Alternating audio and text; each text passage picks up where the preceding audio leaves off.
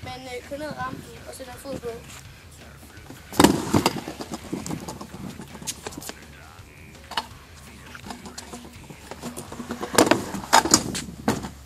Det gør du ved, at den fod, du står på, hvis du står med højre fod på, og den venstre fod på, så tager du bare den på, og så den anden fod ud til midten.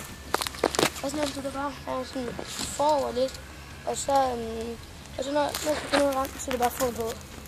Så du er sikker på, at du ikke styrter. Jeg vil vise, hvordan man glider ned med rampen med fod på.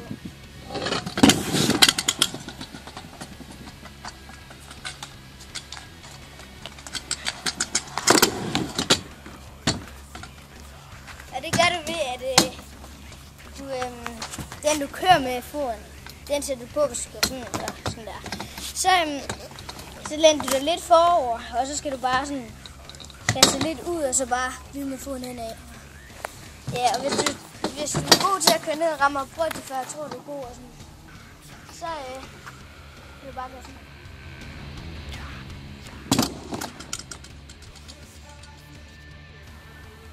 Hej, i dag vil jeg vise, hvordan man laver en model.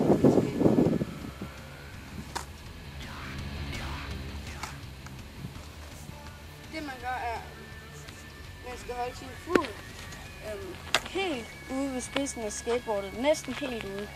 Sådan her. Og så sin fod, den anden fod skal jeg sige, være her. Og så skal man bare dreje sin krop rundt, mens man trykker ned her.